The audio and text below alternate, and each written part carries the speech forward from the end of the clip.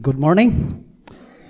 We are still in our series break, but it appears that our series break is another series now because we are doing again Ecclesiastes this morning.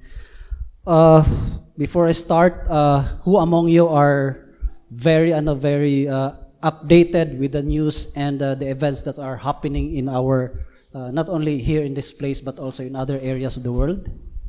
Tigbasa ba ta? No?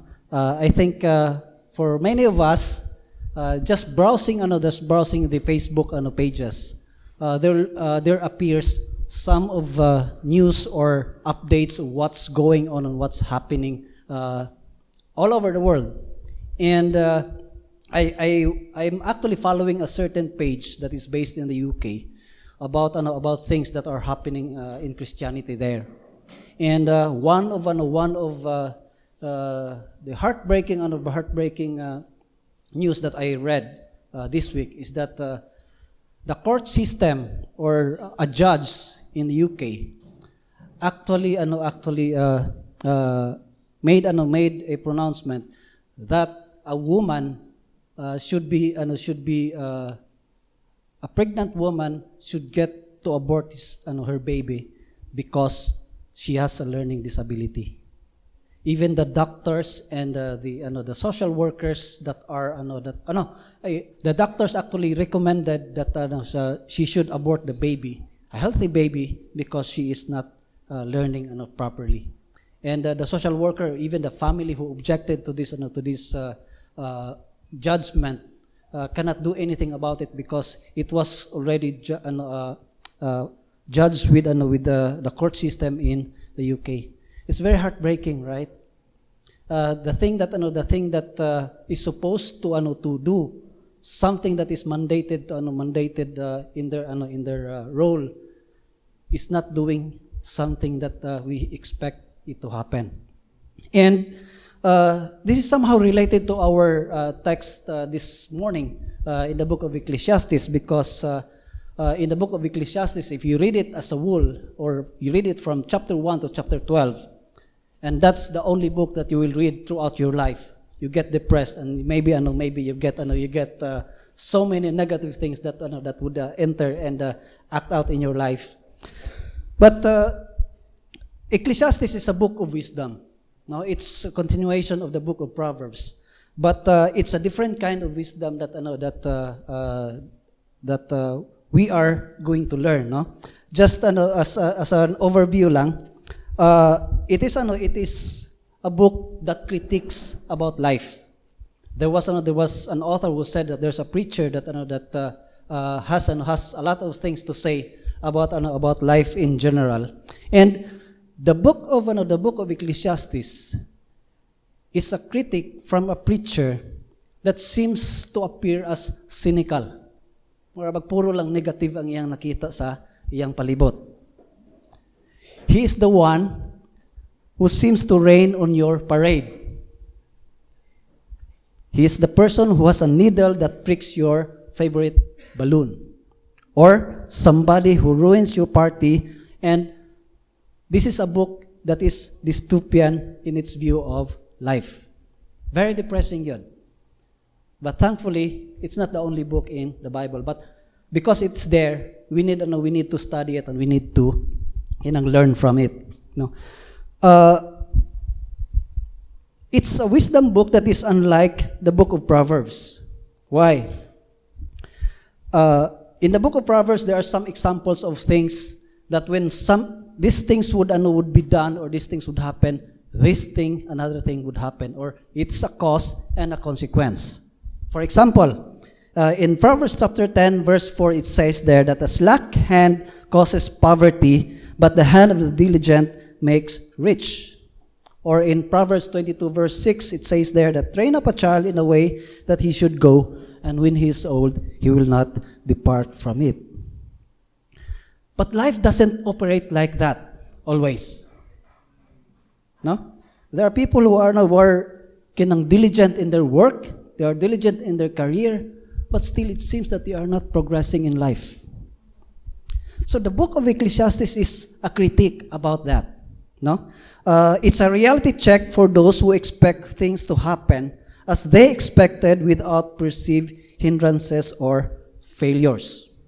No? It is mga people that are perfectionist in their outlook in their lives. No nga, when they dream of things and they want to do and achieve these things, they expect that when you do these things, this thing will happen. Diba? When we're young, when we're there, kinang medyo idealistic pa sa atong outlook o atong view in life, we tend to envision things by just doing this one area, one thing, we would achieve these things, no? We envision a good career after school, no? Daga pa mga estudyante dire, right? And there are also people who dreams of blissful and fulfilling marriage. Who doesn't want that, right?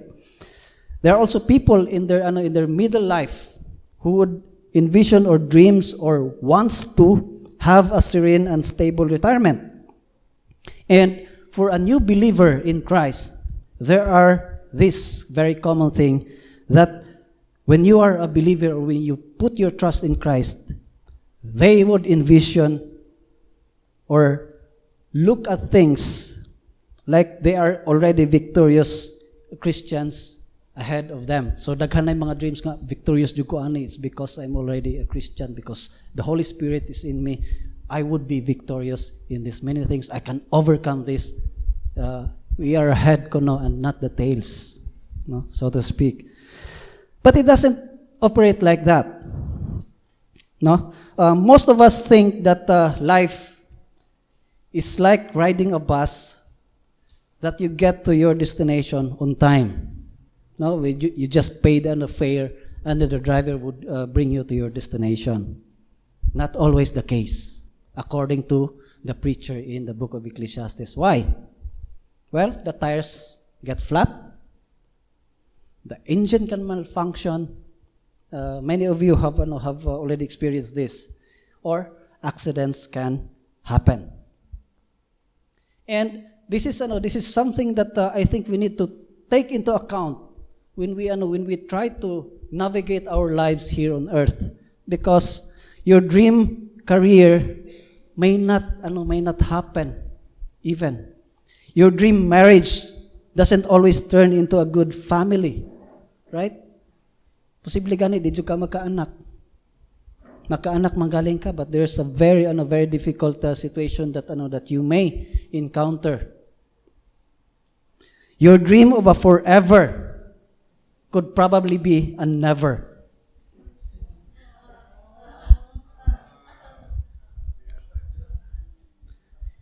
Or your hard work does not even provide you all of your needs. So, the book of Ecclesiastes actually teaches us that a good purpose cannot guarantee an expected outcome. Or, what ought to happen doesn't always happen.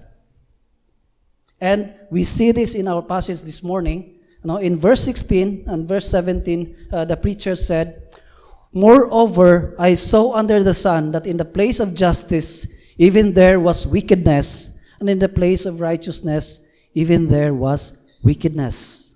I said in my heart, God will judge the righteous and the wicked. For there is a time for every matter and for every work." So, though it is not acknowledged by the preacher, the effects of the fall is actually real. And it affects all human relationships. Kumbaga sa atong system pa, the system is already operating here in this world. But there is something wrong. There is a pollution in our system. There are paradoxes in life that you wouldn't understand. No? And this is particularly true even in our justice system.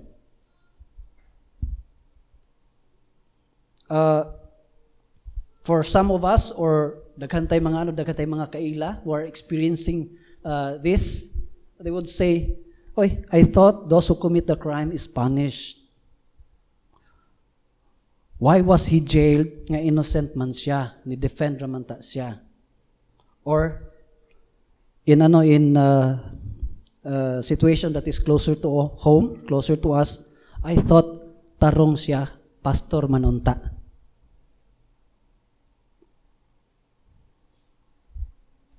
These are the things that the preacher actually observed. No, generally in life, we experience this today, but thousands of years ago, somebody has already taken a look, observed, studied, and actually recorded it in this book. Then he said that God will execute His justice and repay those who pollute the system and punish the wicked. Yes, that's true, because in the New Testament or in the other books of the Bible, God said it in reality or with firm kinang end nga mahitabo gini siya. Then the preacher said another thing, that even though nga this wickedness or this kining pollution or something wrong in our system will be corrected or will be punished katong mga naghimog di maayo, still he observed something else. And he said in verse 18, no, I said in my heart with regard to the children of man that God is testing them, that they may see that they themselves are beasts. For what happens to the children of man, what happens to the beast is the same as one dies, so dies the other. They all have the same breath, and man has no advantage over the beasts, for all is vanity. All go to one place, all are from the dust, and dust all return. So meaning, bisan pag na ay justice, bisan pag the wrongs are corrected, or those who have committed a crime will be punished, this mortal life is vanity. Meaning it's still vain. And there is one term that I would like to bring back to you, no? Why is this so? Why is the preacher is saying this? No? There's this one term that keeps on repeating in the book of Ecclesiastes that for many of us, we just take it for granted. This term is what we call as under the sun. What does it mean when the preacher said that everything under the sun, inani siya, and then he said it's vanity? Now, under the sun is a term that refers to everything there is to life in this kinisyang world. This kining physical realities that we have here in this world. It is everything there is to life apart or without the centrality of God in our existence. Or this is a term that refers to a person who has an agnostic view about afterlife. Murag diri ra gitanan ang naara. There's no more after this life. And everything else that we have, everything else that we see is all there is for us. And it is a futility in holding on to the temporal things in this life if ang ato ragyang emphasis or ang atong focus lang yun is those that are under the sun. So that is why the preacher is saying that all is vanity. Meaning, if this is all there is in life that we have, so there's no difference between a man and the beast. The mortal life is actually meaningless. What does the word meaningless mean in this passage? It's actually a Hebrew word that is a metaphor for a vapor. Meaning it's something that you see, but then when you grasp it, you cannot get anything from it. It is translated as meaningless or vanity, because if the preacher is saying that everything is under the sun, is only ang ato lang naara diri is only those that are under the sun, then life is meaningless, life is vanity, because it appears full, referring to the metaphor of a vapor or a smoke, but it's actually empty. It doesn't last long, and it is futile. So, even if we solve the paradoxes or kining mga difficulties in life and reverses the pollution of our human existence, even if you have a great career or business, even if your marriage is very good, even if you have a serene and stable retirement, you are no different from an animal or a beast. No? Contrast this with the animal kingdom, no? They don't aspire a good career. They do not require a good marriage. Wala? No, they don't even plan for the future. They grow old, they get sick or get killed, they die. All will die. There's no difference between man from an animal. The differences appears artificial when after you realize that you will end up in the same situation as the animals in your home. May pag-iro na lang di ay taani kay dili ta kinahanglan mo trabaho. No? Iring baron, mo demand pa nimo. No? So, the preacher realized or recognizes that if this is all there is in our life, it's actually ultimately meaningless. So it's very kinang frustrating, no? The preacher said, or if we want to apply this one, if you would like to seek meaning and fulfillment in this mortal life, it is actually futile. Even if you achieve a goal, that goal is ultimately meaningless. There's no lasting satisfaction in it. No? The problem with goals is that you need to set another one. How many of you have achieved goals and then stop na? Na-achieve na ako na yun, I'm done with life. I don't have to do anything more. Wala, di ba? Wala gyud. After college, you would set another goal. I would like to have a job. After achieving a job or having a job, magplan na po tag marriage. And then when you have already a good marriage, you would have to plan for a good family, no? Good house, a good affluent life. Or if you are a very ambitious person, you would like to become a CEO of your company, or you want to become a successful businessman in your field, etc., etc., etc. But if we look at the mindset of the preacher, nobody will remember your achievements actually. All things that you do or all things that you did will be forgotten. Who knows there, kinsa may nakailan ni Rafael Nadal? Roger Federer. You know him. They are the great in tennis, Wimbledon or US Open. But who knows Spencer Gore? Did you know him? Do you know him? Wala. He is the first person to win the Wimbledon Championship in 1877. Do you know Usain Bolt? Carl Lewis, 1984. He was, I think, 5 or 6 gold medals in his belt. They are the great in track and field. But do you know Alice Coachman? She is the first black woman Olympic gold medalist in high jump. I think you get the drift na.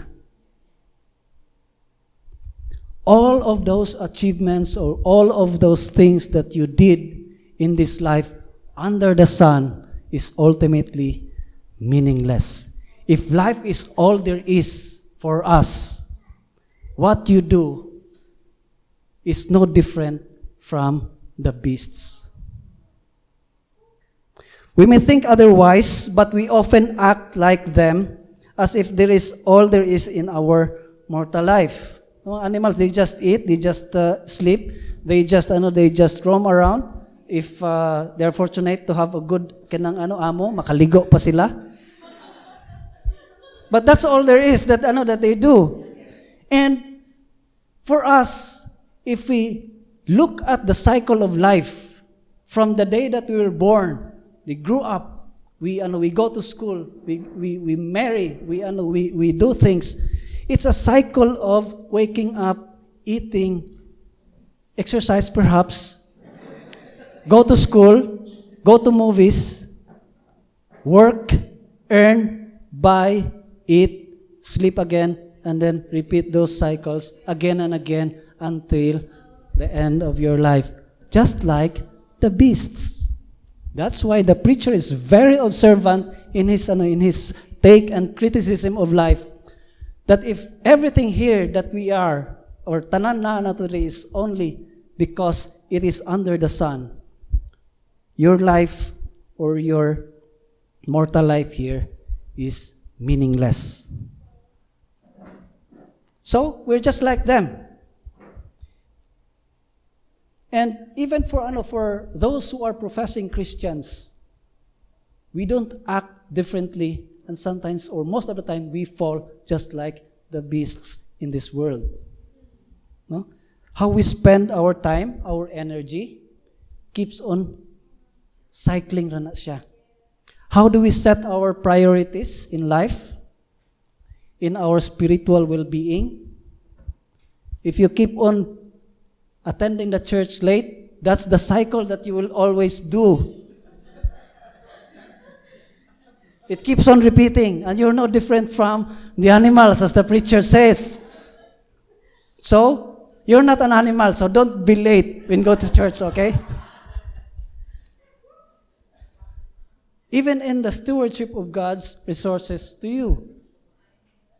No? You buy things as the other people who don't know God. You spend your resources on things as if you're not different from those people who do not know God.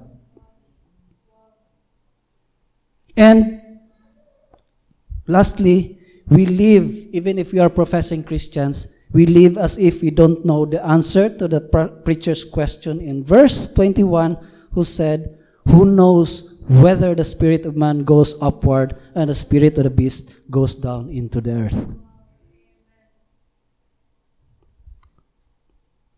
That is a question that the preacher asked, I think 3,000 years ago.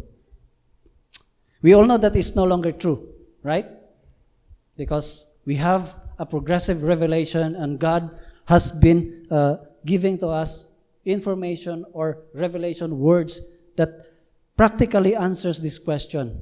However, as in the time of the preacher, that was thousands of years ago, many of us these days have this kind of mindset, and it's not even confined to the domain of the ignorant, but even to the most intelligent people in the world. The question, who knows whether the spirit of man goes upward and the spirit of the beast goes downward? And they even stake their life that they do not know this, and even deny that there is something after this life. I would like to read to you some of the quotations from people. These are atheists. They say about the afterlife as something like this. One person said, "Eternity, living forever, whatever philosophical contortions you want to twist yourselves, though, if you believe in eternity, you are not facing death. Atheists face death. We have to come to grips with the finality of our end without the aid of any comforting fairy tales. It's not easy, but neither is life. Atheists and theists can agree on that, at least. We just don't think death is going to be any different." Another person says, "I think that when I die, I'll cease to exist. And in some ways, I'm happy about that.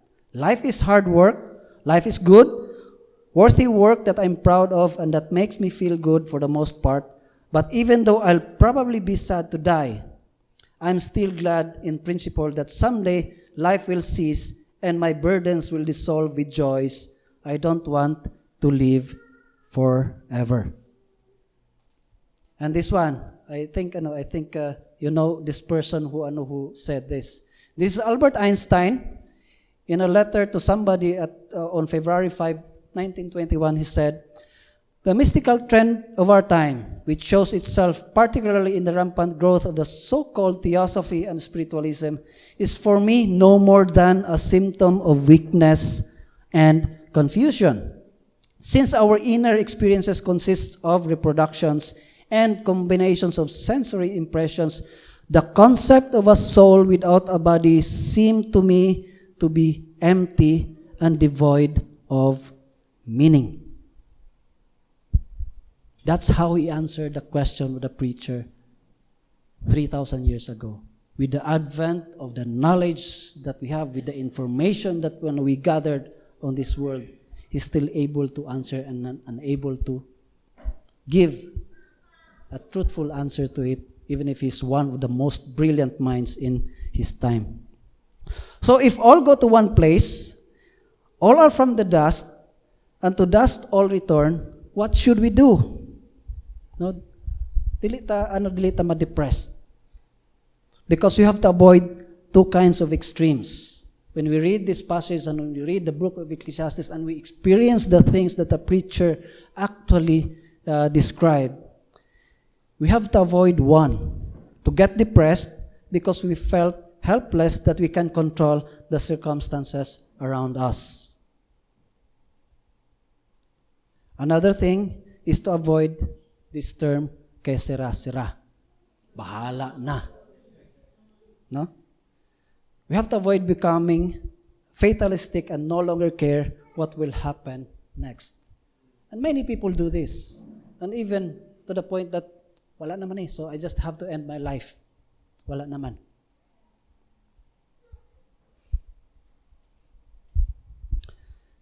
So if this is our portion in life, that we are no different from the beasts, no?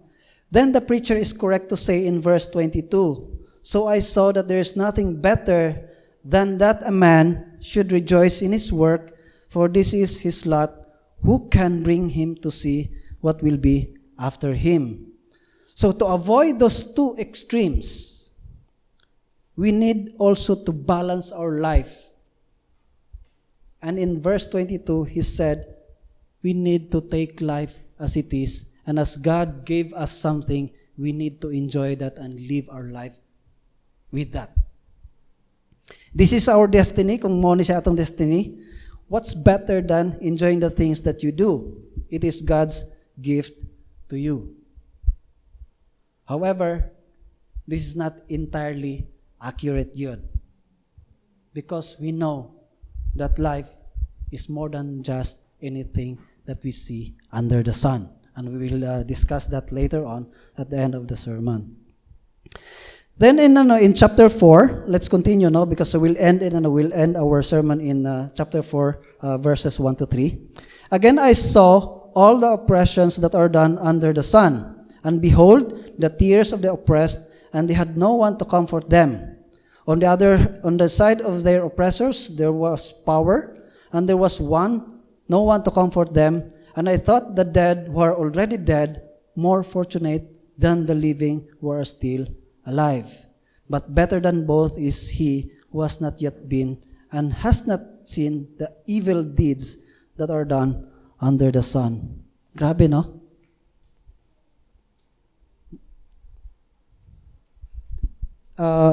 I think you have heard or read the news about what's happening in South China Sea. No? Our fishermen, very poor, very helpless, they have no power. They ram the boat, ipasagdan sila, wala gani gikuan, and then to add insult to injury, or to put vinegar to the wound, our government is even trying to, it appears that it tries to favor the people that are doing this evil thing to our countrymen.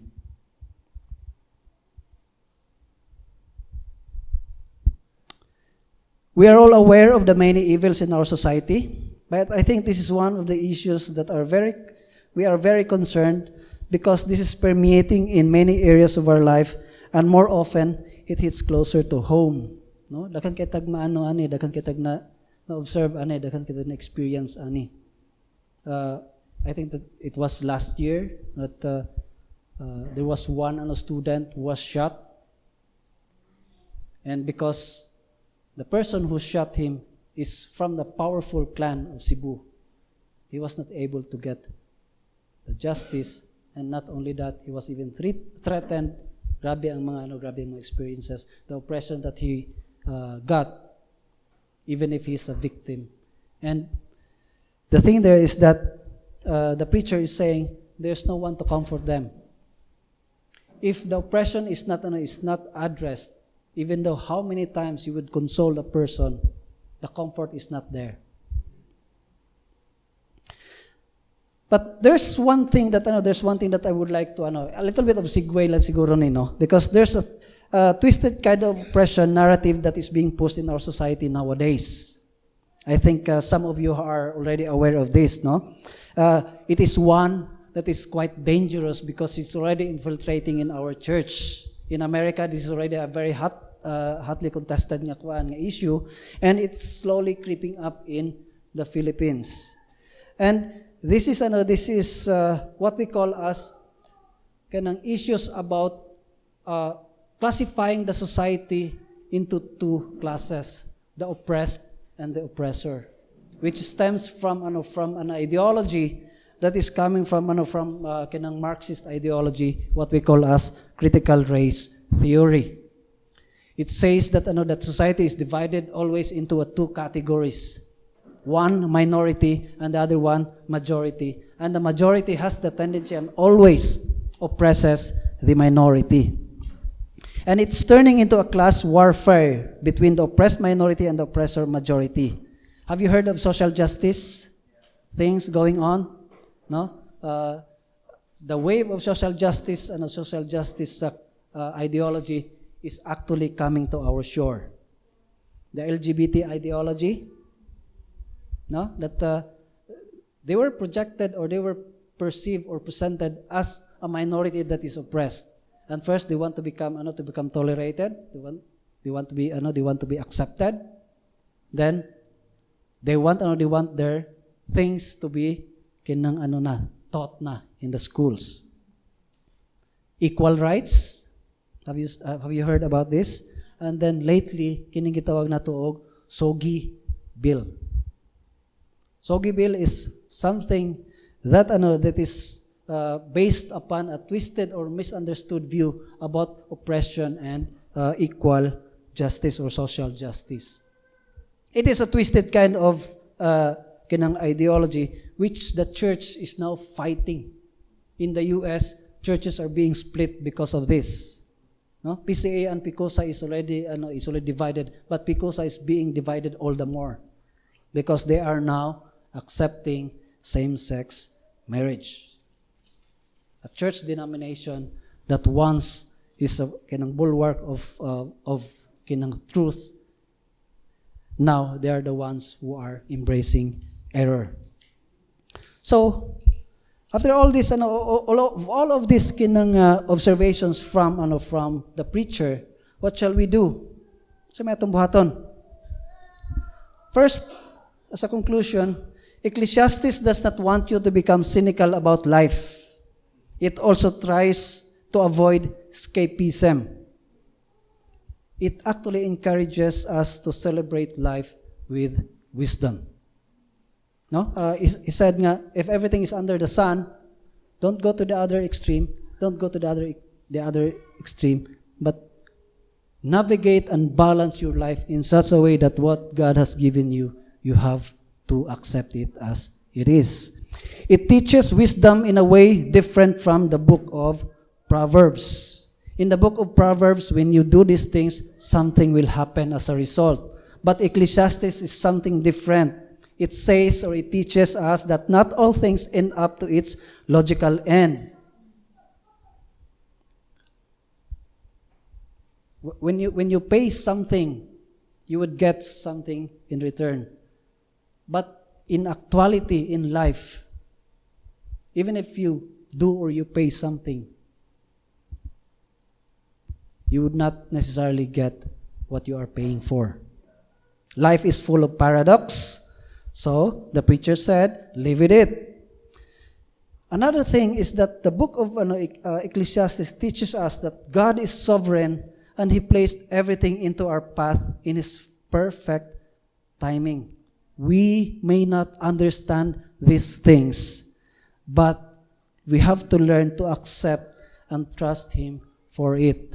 This is already discussed by David, or this is already preached by David last Sunday, and we need to remind ourselves that even though there is fault in our system, if there is pollution in our way of doing things, God is still sovereign and in control of everything. And as our hymn we sang this morning, He is still continually faithful to us to bring us to the area or to the end that He is planning for us. Number 3, true wisdom starts with the fear of the Lord. This is already the conclusion that he stated in chapter 12. It's a wisdom that transcends beyond things described by the preacher as those that we see under the sun. He actually teaches us practical wisdom when life is all there is under the sun. But we actually read some glimpses of life if God is above, or there is still more to life under the sun. And true wisdom focuses on the vanities of the things that we try to hold on in this life. Now, if our focus in this life is only on what we see as temporal things, that's not actually true wisdom, as the preacher is saying. And Paul, one of the most brilliant theologians of his time, actually got this when he wrote to the Colossians that the Colossians should set their minds, in Colossians 3, verse 2, set your minds on the things that are above, not on things that are on the earth. He knows. Of course, I believe he knows because he read the Old Testament. Just like, it's part of his life. And Paul Washer said, this world is passing away, and I can tell you, biblically, this is Paul Washer, one of, I think he's the heaviest preacher of our time. I can tell you biblically that if you're living for it, the passing world, you're an absolute fool. Under the sun, the preacher said, as David actually mentioned, there is a time to be born and a time to die. True wisdom recognizes that when you fear God, there is an existence above and beyond under the sun. It started first in a time of death and a time to be born again. In the physical world, the book of Ecclesiastes says that there is a time to be born and a time to die, which is true. But the book of Ecclesiastes only tackles on the things mostly on the physical. But we know, and I believe you all know of this, that life does not consist only of the physical, but also the spiritual things. And in the spiritual realm, though Ecclesiastes is true that says that there's a time to be born and a time to die, when you are already born here on earth, you are already dead. You may be existing as a physical person, but you are already dead as a spiritual person. That's the effect of the fall. That's the effect of the disobedience of our first parents. And that's the reason or the start of the pollution and the anomaly in our world. Scientifically, it's what they call as entropy, the degree of disorderliness of the system when it's left on its own over time.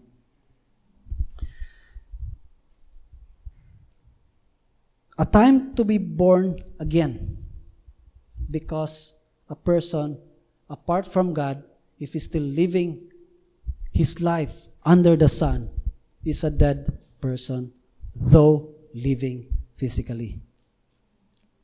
And in verse 22, the preacher actually asks, who can bring him to see what will be after him? it's a legit question actually. It's something that people actually struggle through across the history of mankind. And even today, in our society today, full of information, people still don't know, and worse, people still deny that there is what we call as life after this existence. Thankfully, Ecclesiastes is not only is not the only book in the Bible where we can look at life and live with it. Thank God. There was a wise man, also a preacher. He came to earth who described himself as greater than Solomon. He came to answer the preacher's question in verse 21, who can bring him to see what will be after him? And he said, I am the resurrection and the life. Whoever believes in me, though he die, yet shall he live. And everyone who lives and believes in me shall never die. We all know this person. And many of us actually recognizes that he's the wisest, he's the kindest, he's the most truthful. But I think one of the things that we need to know, we need to recognize and accept that he is also the person who backed up his claim. Many people actually claim so many things. Just look at your social media and media accounts. Somebody would say, this is what you should do because this will result in these things. But Jesus not only said that I am the resurrection and the life, but he proves it twice. One, by resurrecting a person who is already dead for 4 days. The resurrection of Lazarus was a historically verifiable event in the history of Israel thousands of years ago. Second, he said that destroy this temple and after 3 days I will raise it up again, referring to his own body. Yet, as we read the Gospels, they actually killed Jesus because he claimed who he is. But after 3 days, he actually rose from the dead. Many people actually don't believe this. Many people actually can set this aside. Muralag dili siya importante. Because when we are actually preoccupied with the things under the sun, there is that tendency to neglect or to set aside the most important things and the most important questions that we need to answer in this life. And Jesus actually asked that question. In continuation to that verse that I read, in John 11, chapter 11, verses 25 to 26, he actually asked this question. Do you believe this?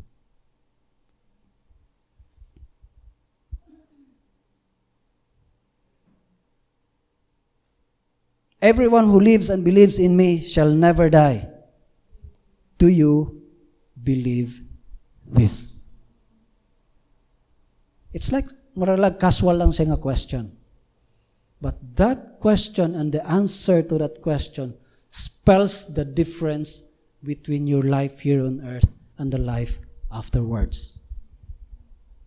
And the answer to that question actually changes the way you look at life and changes the way you see things and the way you act out later on after this is actually an evidence whether you believe Jesus or you don't believe him. The book of Ecclesiastes is a very depressing book if you read it as it is. It is not actually antithetical to the gospel. It is not a contradiction to the gospel, but it actually invites the readers to the gospel. 28 or 30 times in the book, he said that life is vanity. It's ultimately meaningless if you are only holding on to the things that you see in this life here on earth. And that life here on earth is the one that the preacher said or mentioned as the life under the sun. And I would like to tell you once again that our life is not all there is here. There is more to come. There is more to life than waking up, eating, going to school, going to work, buy something, eat lunch, go to sleep, and then wake up again. There is more to it. And I would like you to somehow renew your thinking. Because when we go through life, through the cycle of life, we tend to forget the other things that we learn about God, about Christ, about our Christian walk, about our Christian profession, because we are very preoccupied with the things that we do, that it actually consumes all our energy and our attention. I cannot blame you for that. But this is a lesson for us to take hold and to take into account the things that we do for the past week, for the past month, for the past years. And compare it to the statement of the preacher that if that is what you are doing, keep on doing regularly, you are no different from the beasts. We are not the beasts. We are made and created in the image and likeness of God. And our purpose in this life, as the Shorter Catechism of Westminster says, what is the end of man? The end of man is to glorify God and to enjoy Him forever. Let us pray.